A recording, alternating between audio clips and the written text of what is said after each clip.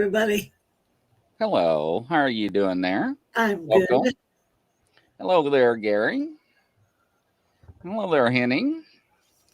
Welcome, Catherine. How's everybody doing, Judy? On a Tuesday evening. Nice and cold here, Gene Hudson.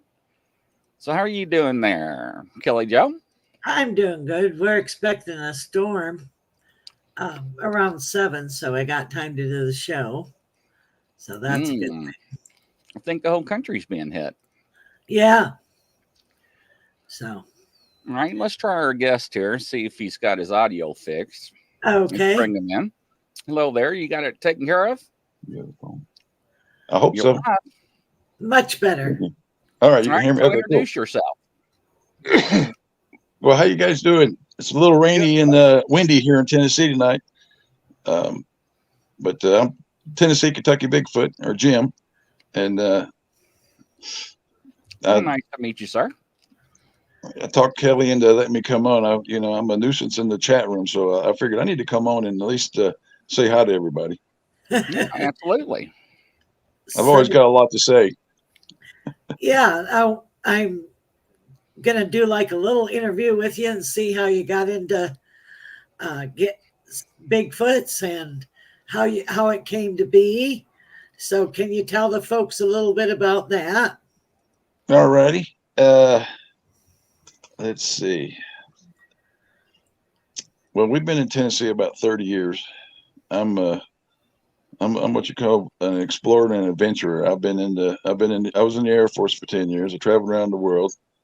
Um, I got Tennessee. I run EastTennesseeCaves.com for a year, so I'm a big caver.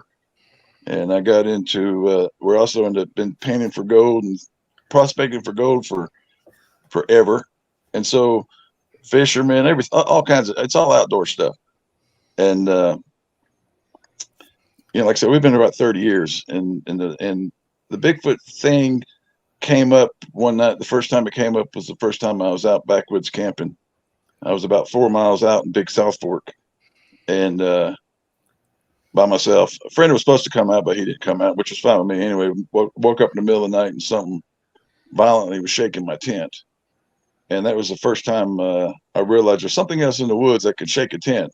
At that time I knew nothing about Bigfoots and stuff, and Wow. yeah, and that was kind of began. That was probably 10 years ago, at least 10 or 15, and and then the second experience, me and my son, we was down in kind of southeast Tennessee, prospecting for gold, and we'd been down there for about a week prospecting this one creek, and that was about the sixth night. I think it was about the sixth night. These hounds were running something, and they was just, I'm gonna make these short, I guess. That way you can kind of see what you think about them. But anyway, that we heard a herd of something, and I don't know, it's like 10 or 15 buffalo coming at us in the middle of the night. And I sat up on the side of my cot. Now Matthew, my son, he was sleeping in a little metal camper outside. And anyway, we waited for this thing to go through us because it actually came in. It was a sound of feet pounding, and it was like I thought I was going to die. I was looking at the tent and waiting for a herd to run over us. Anyway, Wow. it came through us, and it was like in my head, and then it went past us. And we've always called it the ghost herd, because what was that about? Because we went out and we talked to our neighbors, or there was a little Airbnb, and we talked to them the next morning, and they came out with their guns in the middle of the night, and they were trying to figure out what was the commotion. We didn't know what it was, but in the middle of that, I hear we're 10 feet away from the creek, and I hear this doosh doosh doosh coming up the creek, and it's about up to our knees, and we've been prospecting all week, and it's coming, and it's two-legged, and it's jogging, and so it goes past us. Now I was still in shock from the original herd that ran over us, and so that's when I poked my head out the tent or through the screen and said, "Matt, did you hear that?" And he said, "What about the herd?" And I said, what about those 2 feet? That was 2 feet. And so I was just adamant because that blew my mind. There is something that was big enough to run and had 2 feet.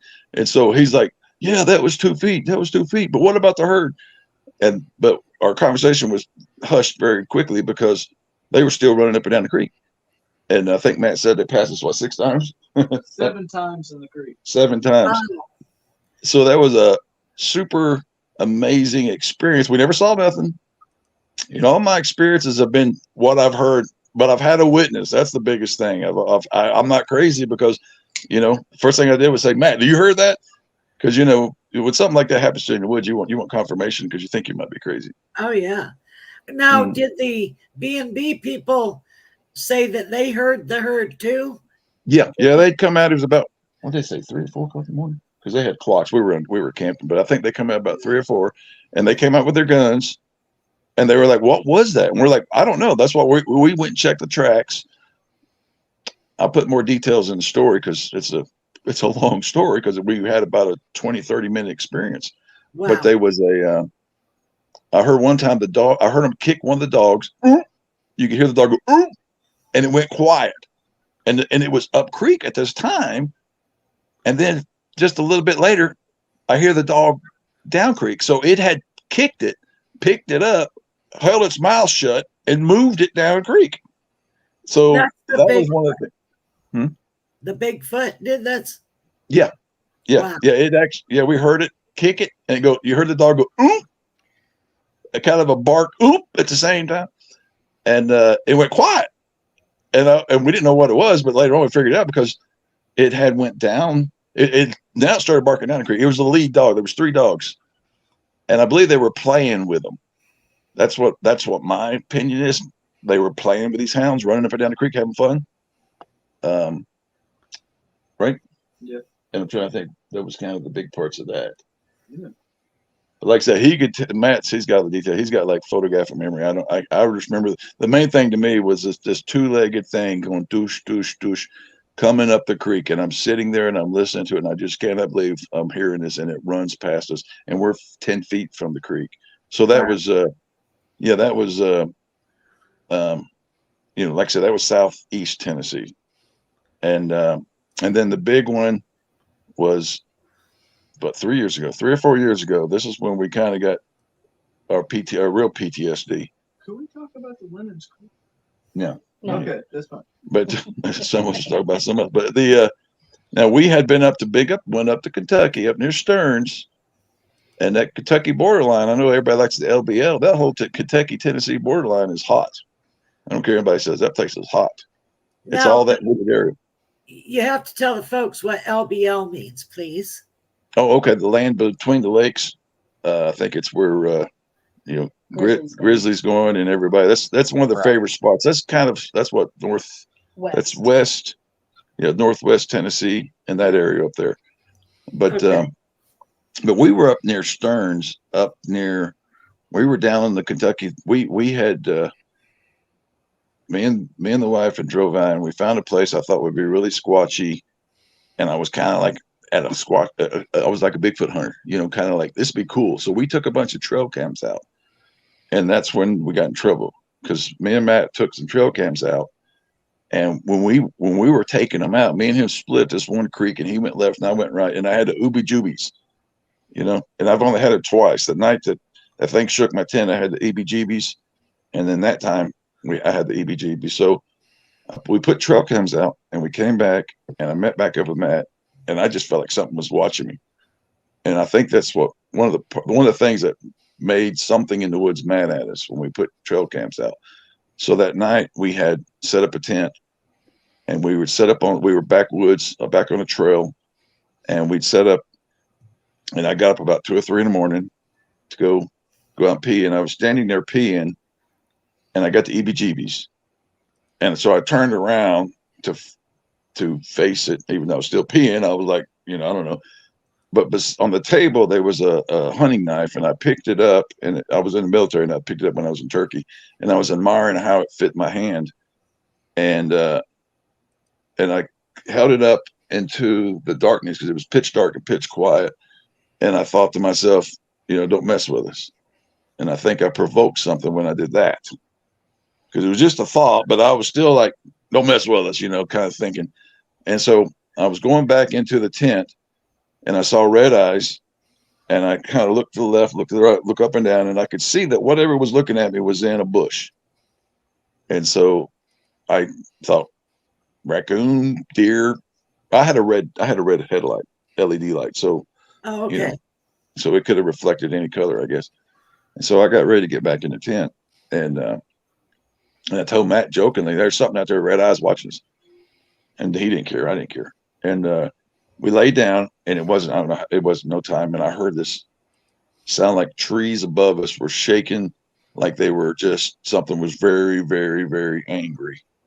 Matt swears up and down they were knocking the trees above us. That's the only way I remember it. I remember the knock before. I remember the brushes. Yeah. The trees shaking. I remember the knock before the trees shaking. Yeah. Well, So- they say that they knock. Yeah. Well, I think they were up there, the trees, shaking the trees and pulling trees together and banging them above our heads. That's So how loud. that's how loud it was. It was like it was either that or it was a very bad windstorm just above our head. Like there was something that had wings and it was really being up in the trees. And so Matt, I mean, both of us were we were too far backwoods to get out. Of course, I went into, how are we going to get out of this? How did I get in another nightmare? How did I get him into another nightmare movie? That, I'm not interested in. I've been prospecting and been in the woods all my life, and this is totally new stuff for us. And so control my breathing, make sure my heart didn't go up through my, trying to keep my heart under control and breathe. And because we couldn't talk, it stopped and it went pitch quiet. You couldn't even hear the river, which was a little ways away, but still you couldn't hear nothing. It was pitch dark and pitch dark, pitch quiet and pitch dark. And So did the sound go away? yeah, it just stopped. Wow. And it went pitch quiet. And I don't know what that was, but then what happened was I calmed down. I'd got my breathing under control, and I was expecting something to jump us. And I had a headlight in my right hand, and I thought, if it jumps us, at least I'm going to see it. I didn't have a gun or anything. He had a little 22 pistol that he keeps. That's all he had. He had a little 22 pistol, and because we was not, we were not familiar with monsters in the woods at all in my life. I've never run anything I was afraid of. But then what happened was, as we were laying there, and I just finally got my breathing under control, there was this digital beep beep beep beep beep modem cricket thing that floats past us, going beep beep beep beep beep beep beep beep beep beep. I don't know, right? What So was- I'm What was Hmm? that? yeah, we like I said, we don't know. I mean, I was already trying not to have a heart attack from something above my trees, and now I've got something. It floated past us, and when it went past us, it went down to where I was peeing, and where the knife was, and it picked Matthew heard the knife go ting when it laid it back down Into the pan. into the pan. It was in a metal pan, and it set it back down in the pan. So, now I'm having a heart attack again. And he'll tell you it was the most horrifying experience we've ever had. Right after the trees shake, there was nothing coming down. Yeah, It was silent. there was nothing. It went silent. So my adrenaline was thinking, I got to fight. And then I remember it was just wearing me out. And I'm like, I've got to relax. I'm going to kill myself with adrenaline. I'm going to run out of my energy. I'm not going to be able to fight. So I was like, you got to calm down, and so, and just wait. Because, in my mind, how do we get out of here back to back? How can we do this? How can we do this? My mind was just racing, trying to figure out how to get out of here. It's a really rocky area, and you can hardly get into the area during the daytime. So I knew we couldn't go out at night because it's just, you couldn't navigate it really. And so as we're absorbing that, there was this, later on, we hear this big boom, like a big boulder. But I've talked to you and I've talked to other readers, and what it was this is what we figured out was the giant. There was a giant that jumped, boom, and he landed, and about 7 steps, we heard this thing go coming down the mountain, going douche, douche, douche. How many steps was it? Matthew remembers the exact numbers, but you could 4 steps, 4 different times. 4 steps, 4 different times. So you can hear it coming down the mountain. I was like, that's the fastest thing I ever heard of, because I mean, it come down. He came down the mountain. Now, what he did was he came up behind this one tree, and at that time, Matt, I think you had that. I was laying down, and Matt heard it, and he pulled his gun out, and he kept his gun here on his chest, but he pulled it. He said right before you felt like it. If it was far enough away for me to tell Dad that I'm about to fire this gun in a very quiet voice, and then on its last 2 steps, where it's like far enough away where I could finish my conversation with Dad. If it took one more step, I was going to pull the hammer back 1 click and see how it would react. Well, it never took that 1 extra step for me to pull back the hammer 1 click. So I just sat there waiting for it to take 1 more step or another noise somewheres. Wow. I was going to have the gun fully ready. And that 1 click would have made a sound. I mean, it's so quiet in the woods. Whenever you do the slightest movement, that is the most loudest thing you can hear at night when it's that quiet. So it's kind of trippy at the time. Yeah. So he was. So what was going through your all's mind when all this was going down? Yeah. Fight or flight. Fight or flight. Yeah, definitely. We knew we couldn't get out. I didn't pray. I normally, I'm like, I don't know what was going on. I should have. You think now, you go, dude, are you stupid? I didn't pray. I think now, why didn't you pray? I was trying to control my breathing. I know Matt would tell you that he stopped breathing. He's like, dude, I think he stopped his own heart. Yeah. Because we were so scared. We were that panicked. What We were time that of the night did this happen? And I bet you couldn't wait for sunrise. Yeah. Yeah. Well, it was like I said, when that thing came running down, you heard him coming down the mountain, and then that went off.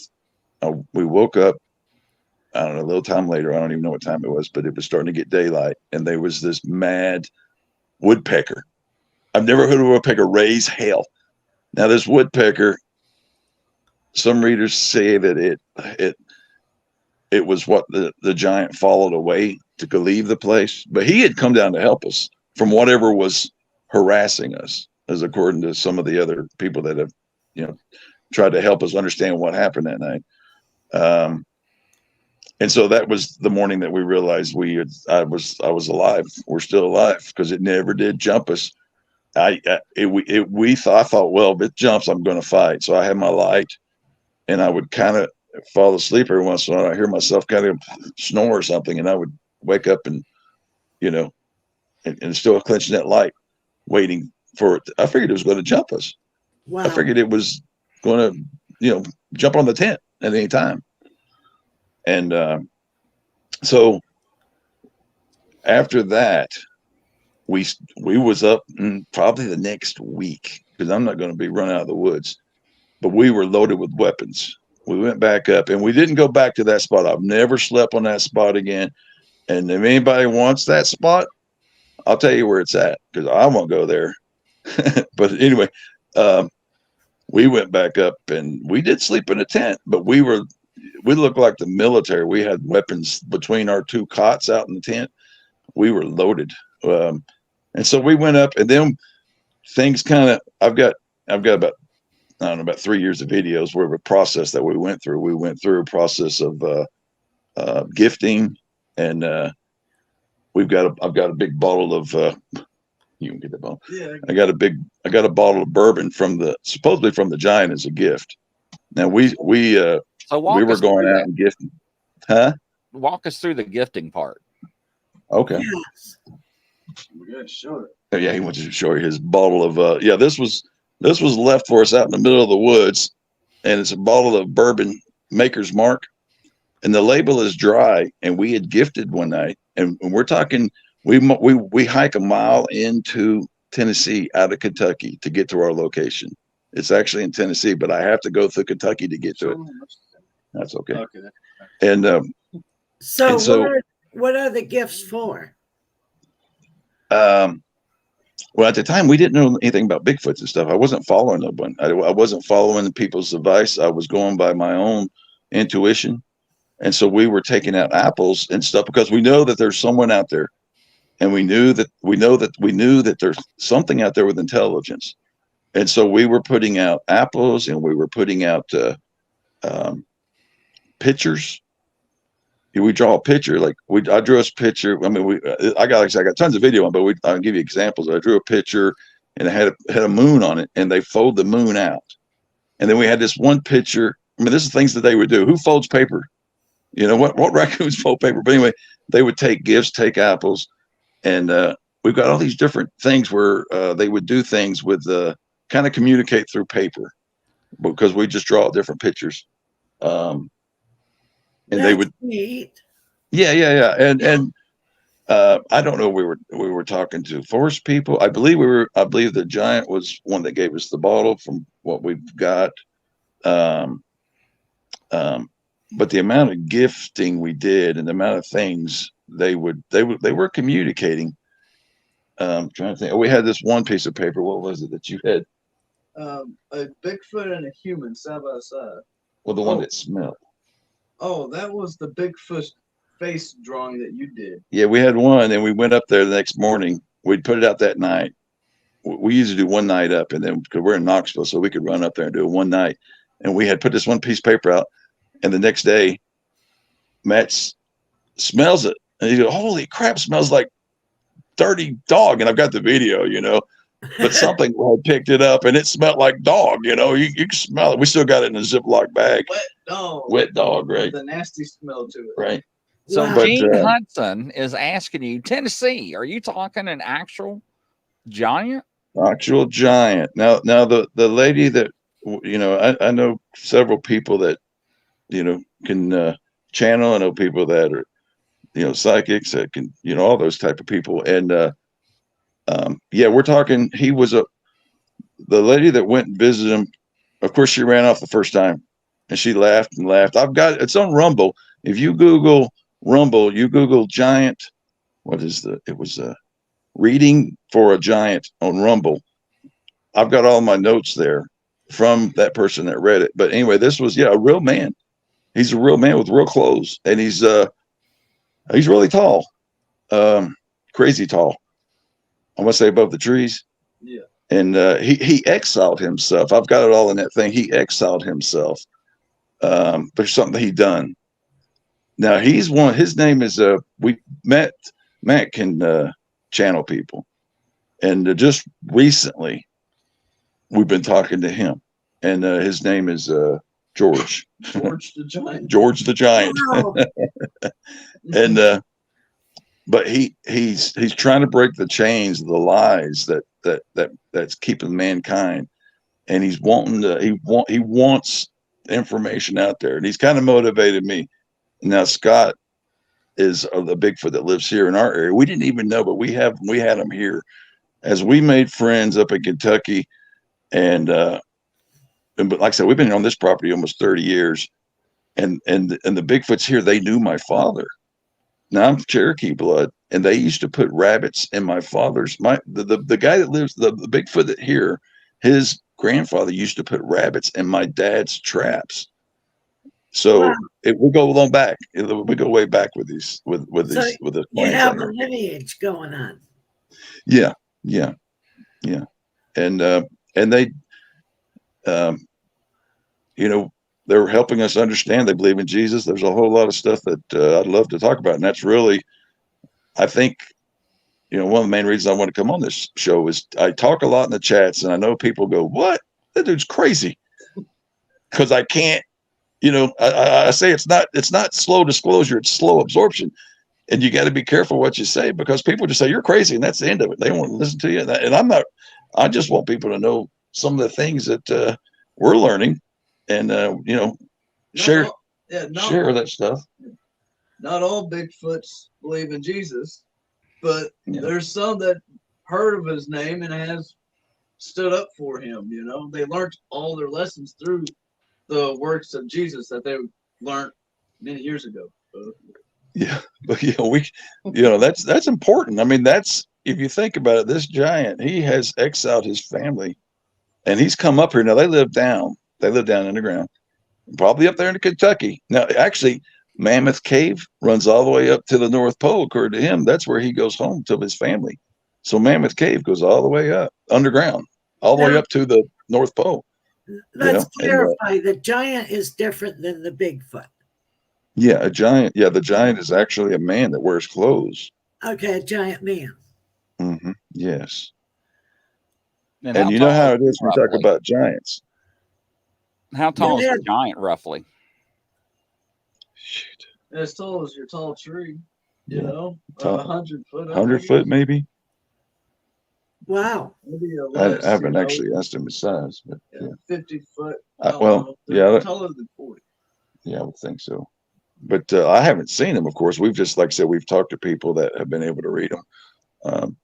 Michelle, when she, if I say her name, when she ran into him, you can listen to the audio recording. It's all there. I got it all packed up. Where she's kind of like, she laughed. It scared her off, but she went back. She's a brave. She does that.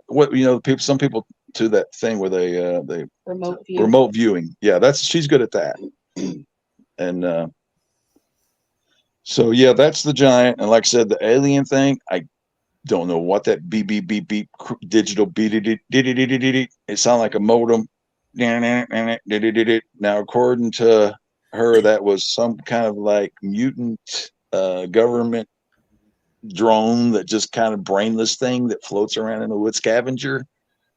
And I don't know if you feel anything about that, but it's kind of like that's what she thought that was. And if But, it was connected to UFOs, it could have been like a probe. yeah, I think I would think something like that. Right. That's what Yeah. it feels like. Well, we've got this one video where we found how many abandoned nine abandoned tarps up in our area. And now Michelle says that they take helicopters and they drop off, unfortunately, mutant laboratory things, and a lot of them break their arms and legs falling in that area. I mean, I don't want to freak anybody out, but a lot of people have heard about LBL in that area, and I do believe that there's a lot of bad things that are been dumped out there by experiments, according to what. And like I said, we did find these tarps that were abandoned out there, and we're talking a mile out of Kentucky hike into Tennessee, and it's not somewhere anyone goes. If I took you there, you'd understand. So the type of creatures and things in those areas that we saw that morning, there was a 3-toe print, and Matt took a picture of it, and he's like, "What do you think about that?" And of course, I was aggravated because it didn't make no sense. I'm like, "There's no ostriches out here." I thought it was just dumb, but it was true. There was a 3-toe print. There was also a big print where something had stepped over our fire pit, and it was a big, I don't know how big that foot was. It was huge, 14, 15 foot, I guess. Wow. But yeah. So lots of strange things out there in the woods. Yeah, up there in Kentucky was. I don't go up there anymore. I mean, I will. I try to go out there. I try to take people out there, but I can't get anybody to go with me. I don't know why. People say they want to go, but when it comes time to get there, it's like, how about chicken? But I'm sure I'll get some people out there. I think there's a lot of things to study out there, I would think. And like I said, yeah, we're kind of comfortable now. I've learned so much, especially from Scott. He's like I said, he's a Bigfoot that he's here with a lot of his family. His family's here now. They're farmers. They're forest farmers. They take care of the deer and the turkey. They take care of them. They herd them. They take care of them. They move them when the hunters come in. And his family has been around here a long time. And some of the little ones that they're watching is actually some of the babies from Janice Carter's family. And we had actually one of the friend that's in Australia, Chloe, one of our readers, Scott, our Bigfoot, went and visited her in a dream. And so she calls me up the next day or messaged me up the next day and said, "You guys got a family of Bigfoots out there?" And I'm like, "Yeah, I think I told you this." And she's like, "Well, they came and visited me and they really appreciate what you guys are doing for," because we try to keep the hunters out and we try to, take care of them. So we try to protect them. So it's I can go in the woods now because I don't have to worry about, I've got a giant and Bigfoot friend. I am covered. And Jesus. And Jesus. My wife wanted to make sure and Jesus. I'm covered. I've got, and I don't have to have weapons. It's wonderful. Now the PTSD is gone. Now that we know that we actually have friends in the woods and physical and Jesus. So, good on that. So but yeah, it's been a long ride. And I think in the last year, it's been just more and more information that I want to tell people about, Now, do you plant crops for your friend Scott, the Bigfoot family? Yeah, no. We just started talking to him probably this year, didn't we? Yeah. Probably this year. Now Scott tried to put his turkeys with our chickens, but Matthew shot at their turkey with a bow. You told me to shoot them again. Well, I know, but you weren't supposed to. Anyway, he shot at their turkeys, and now their turkey. He said, and Scott, the Bigfoot says, he says the turkeys don't forgive, and so they tried to mix they wanted their turkeys to hang out with our chickens, to help with us and them. Yeah. It's really funny how I would say the big, people always ask the difference between Bigfoot and Sasquatch, and I didn't know this, but I've talked to Scott about it. Now, Bigfoots are more heart, more pure DNA. Your Sasquatches, they were mixed. They're kind of an ET mix. Bigfoot came from Atlantis, so that they're more interested in, the Sasses are like tinkerers. They like to observe and look and think. Whereas, where Bigfoots are more heart based. They're family based. They believe in, they're more spiritual. They stay strong in their spirit, and so there's a big difference. So I'm always trying to make sure people understand the huge difference between a Sasquatch and a Bigfoot, and the dangers. Good to know. But yeah, we've had fun, and we're still having fun.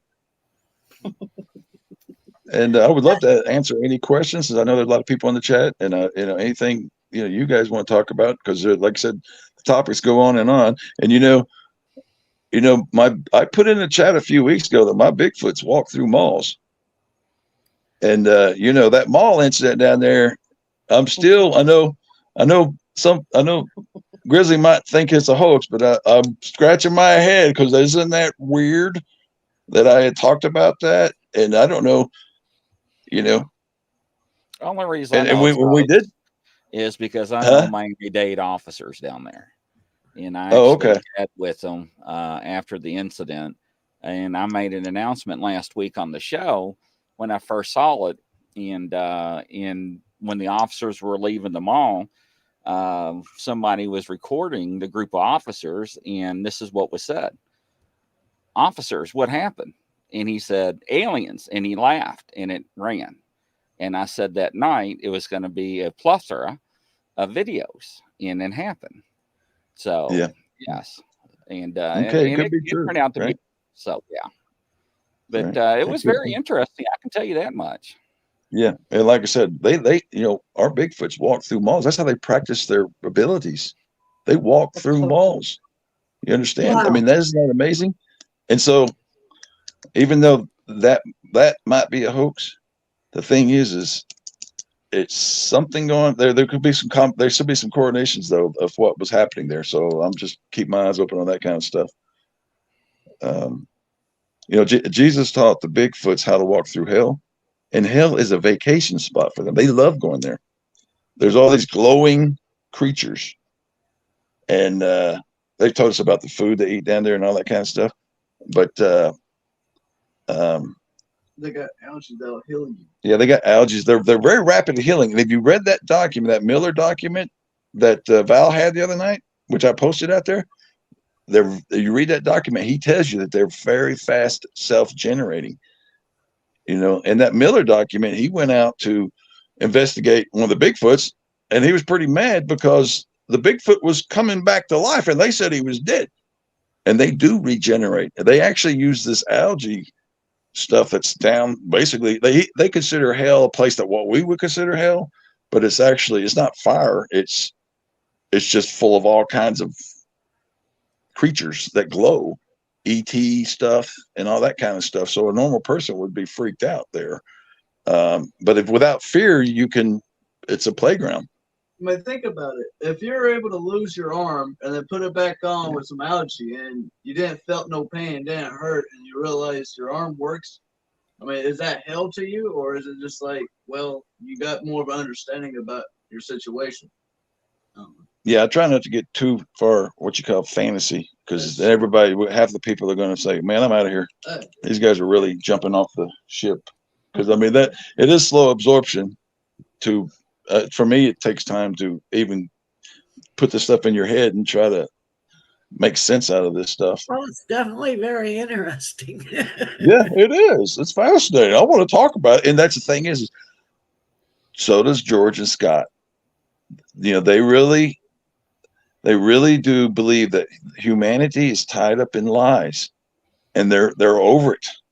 They want these truths to come out. They want to get rid of the lie, because the humans are chained. People are chained by all these lies, and I'm I'm with them. If they're willing to speak and come on the show, I know you've got like Jean down in there, Chad. If you can ever get her on the show, she's, I understand that a lot of people do not want to speak, but that's why I'm doing it. I'm doing it because I'm motivated by Scott and George. I'm motivated by,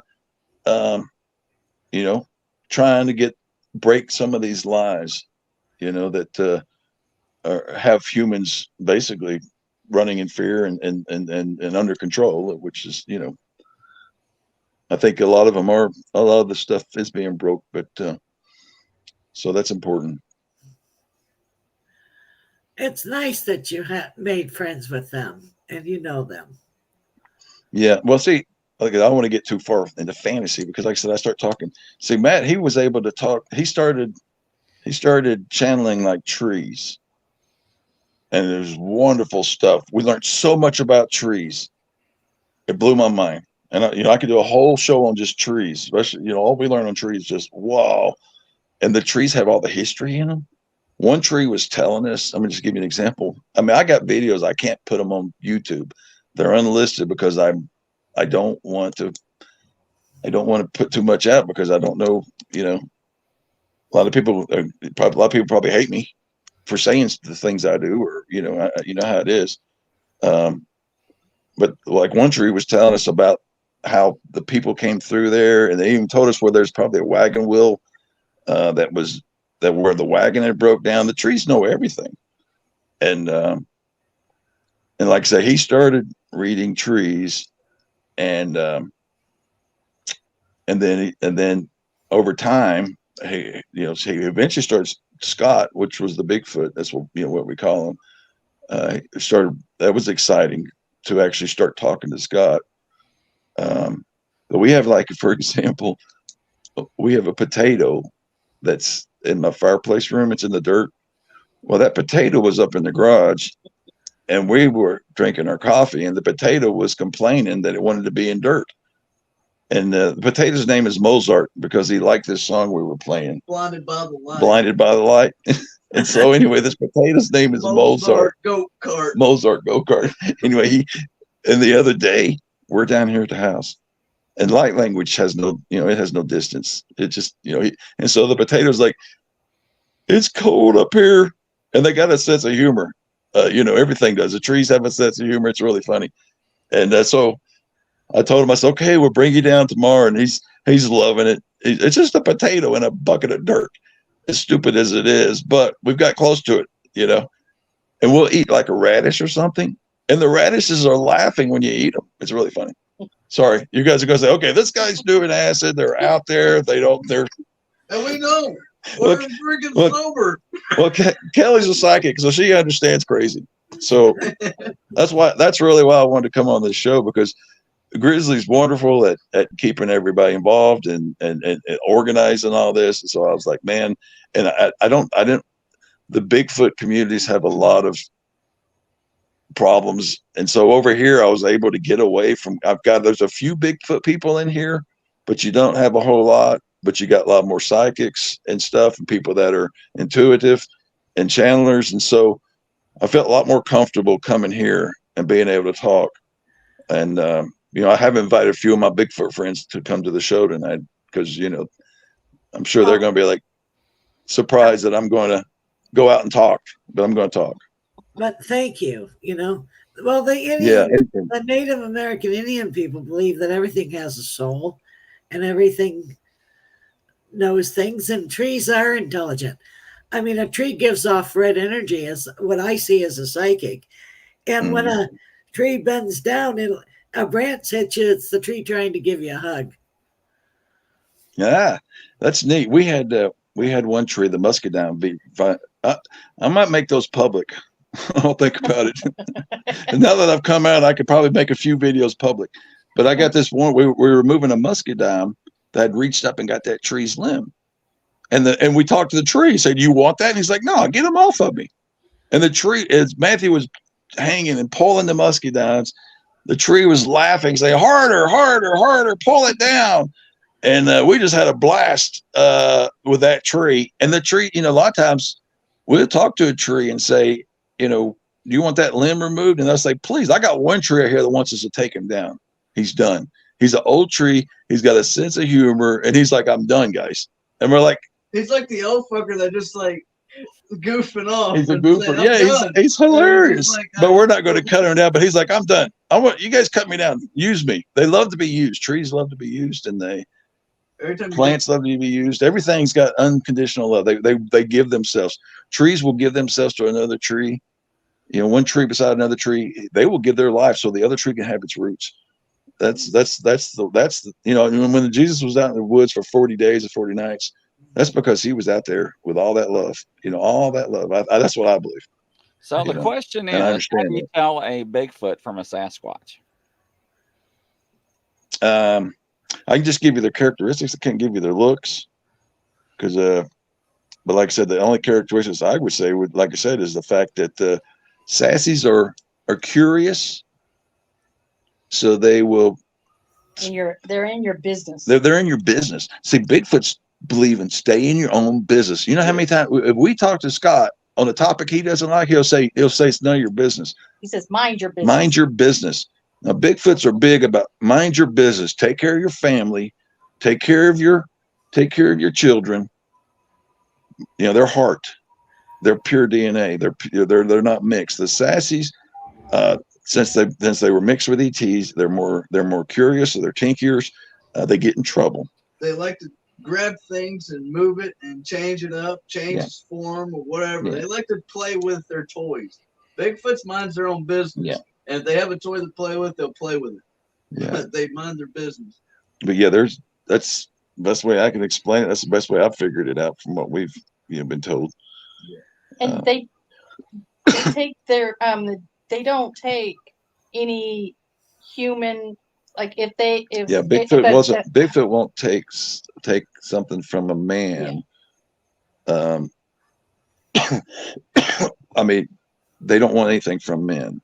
They don't really. I mean, but if I give them, it's weird. Okay, I'll try to explain that one, but that's a hard one to explain. Okay. But yeah, what else? You got more questions? Because I love the questions. Because I mean, I know we only have. I know you run a tight show, so. No, you did great. I appreciate your time. Thank you. Yeah. Thank you for coming on. Yeah, well, I appreciate you guys having me. Like I said, I've got a lot to say, and I definitely want to get it out there. And Kath is asking, do you think sassies travel differently than footies? Let me think.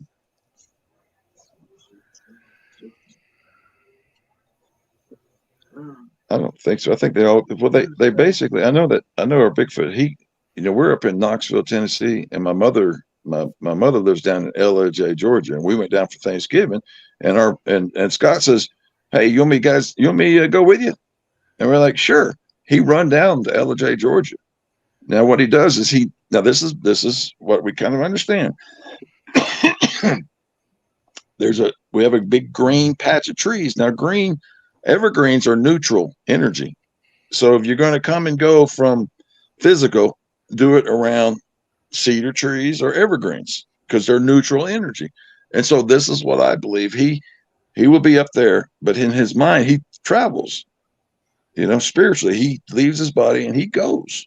See, that's why they're not going to actually take their body along. That's the dumbest thing ever when you're traveling, to take your body, since, they know how to do it.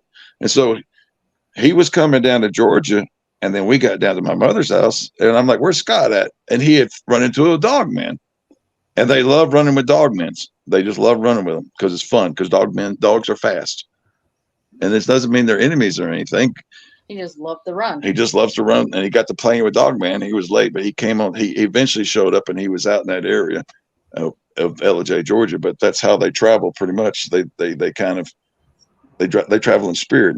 They go pure spirit, which means they basically leave their bodies. Okay. Right? That makes sense. So that's how they can walk through the mall. They practice that. That's how they practice spirituality. By the time a Bigfoot is 2 years old or 2 weeks old, they're already able to walk in hell. Wow. Oh, he's gone. Well, ladies and gentlemen, that was awesome. Thank you. I don't know what happened. I don't know either. But from coast to coast around the world, everybody, have a good night. Take care. Have a good night, guys. Thank you very much.